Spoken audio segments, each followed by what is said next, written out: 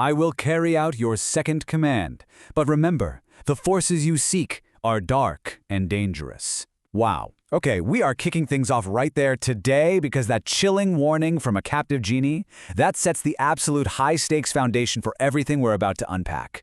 It's that classic moment an unstoppable force is unleashed and a vulnerable world is thrown into total crisis. Welcome back to The Explainer. I am so glad you're joining us. Today, we're breaking down a source text that reveals a rapidly converging timeline. We're talking dark wishes, a kingdom held completely hostage, and a desperately improvised infiltration. We're going to look closely at how absolute power is stolen, how brutal leverage is used to maintain it, and what actually happens when an underdog tries to smash through those palace gates. It's literally a masterclass in tension. So let's map out exactly how this dramatic trap is sprung. Moving right into Section 1, the Sorcerer's Dark Command. Let's look at the catalyst. So the Sorcerer's demands here reveal just a terrifying level of arrogance. The genie literally warns him that these forces are dark and dangerous, but the Sorcerer, he completely brushes it off. His demands are absolute. He wants to acquire all the forces that exist in the world, and he wants to become beyond all mortal resistance. And that final caveat, execute the command immediately, no questions asked, it just shows this total refusal to even consider the fallout of wielding such extreme unearned power. And what's really wild is the sheer speed of this takeover. Just look at this timeline. In literally 3 hours, we go from a single dark wish being made to the Sultan being violently overthrown and thrown into a prison cell, right to a kingdom-wide broadcast announcing a brand new regime. Bam, bam, bam. It leaves absolutely zero room for the victims to mount any sort of defense. It's a complete blitz. Which brings us to Section 2, a kingdom held hostage.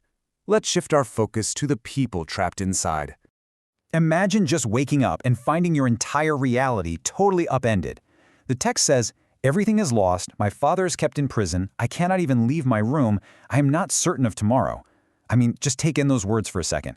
With her father locked away, the princess is utterly isolated. She's just waiting for a fate she can't control. But as we're about to see, the sorcerer doesn't just want her locked away, he actually needs her for his grand plan. Now check out this stark, chilling duality in the sorcerer's strategy. Publicly, he's projecting order and legitimacy, right? He's hosting a grand gathering, commanding all sultans to attend. To the outside world, he's presenting himself as the rightful leader. But privately, behind closed doors, he is forcing a terrifying false narrative onto the princess. He knows the public will swallow whatever he feeds them, as long as it comes from the right person's mouth. And here's exactly how he forces her hand. The sorcerer makes his leverage crystal clear. Obey me, and your father will be just fine. He is using her imprisoned father's life as a direct, non-negotiable guarantee for her compliance at this upcoming ceremony. It's a classic brutal hostage situation. He's stepping out onto the world stage as this powerful, legitimate sultan, but his entire reign is balancing on this single, cruel threat made in the shadows. All right, let's pivot. Section 3, planning the infiltration. What's happening outside the walls? So, against this highly calculated magical coup, our hero's plan is, well, you got to admit, it's wildly improvised. Step 1, he deduces the lamp, the actual source of this dark power, is kept inside the palace. But to get in, Step 2, he needs to look the part. So he basically runs to a friend, begs for a high-class outfit with a quick, long story, explain later, and bolts for the gates. Step 3 is literally just attempting to blend in with the grand gathering crowd. That's the whole plan. As he rushes up to the gates in his buddy's borrowed clothes, this huge question hangs in the air. Is this rush disguise actually going to be enough to fool the palace guards? Remember, the sorcerer commanded that all attendees press themselves at the gates, bringing everything valuable they can present. And our hero? He's showing up with nothing but a borrowed suit and a desperate hope to slip through unnoticed. Well, spoiler alert, the plan fails almost instantly. The guards see right through the outfit the second he gets to the gates. They just tell him flat out, this ceremony is for sultans and high-class people only. Turn around, leave the palace grounds now. The hero's reliance on a quick disguise just completely falls apart when faced with the strict, heavily guarded reality of this new regime.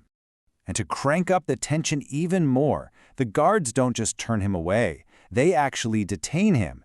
You come with us now, you stay here until we say so. So now the hero isn't just locked out, he's actively held captive, while the single most important event in the kingdom's history is starting up without him. Which leads us right into the climax. Section 4, the Grand Gathering. Noble guests, honored attendants from every corner of the known world, rise and receive the Sultan of all sultans. The ceremony kicks off with just extreme pomp and circumstance. It's a massive, incredibly public lie, falsely declaring the sorcerer as the ultimate ruler to all these assembled nobles. The sorcerer has finally achieved his grand spectacle. He's got the audience, he's got the lamp's power, and he's about to solidify his rule forever. But then right in the middle of this heavily orchestrated, high-stakes tension, a strange, panicked question ripples through the villain's ranks. Where is the monkey? It's such an unexpected, truly bizarre detail to just suddenly pop up during a hostile takeover. It heavily hints that there's a missing piece of the puzzle here, a wild card running loose in the palace that the sorceress somehow can't control. While the hero is chained up at the gates, is this missing monkey actually the key to blowing up the sorcerer's perfect plan? Meanwhile, back at the main event, the sorcerer initiates the final phase of his plan. He commands the princess to tell the crowd her father is on the edge of death, and that's why he passes the kingdom to him. This is an absolute masterclass in psychological warfare. He's forcing her to be the one who verbally hands her own legacy over to a villain. He's demanding she step out in front of the entire kingdom and legitimize his stolen throne with this massive lie. And man, this brings us right to the edge of our seats. The princess is facing a truly impossible choice. On one hand, she can lie to the public, officially surrendering her kingdom, her people, and her entire legacy to a dark sorcerer. Or she can rebel, shout the truth to the crowd, and instantly doom her imprisoned father to death. It is the ultimate checkmate scenario, brilliantly orchestrated by the antagonist. As the crowd waits in breathless silence for her to speak, that impossible choice hangs in the air. Will she break under the leverage and surrender the kingdom to save her father's life? And, with our hero chained up at the gates, could a missing monkey actually be the bizarre key to saving them all before it's too late? What do you think happens next?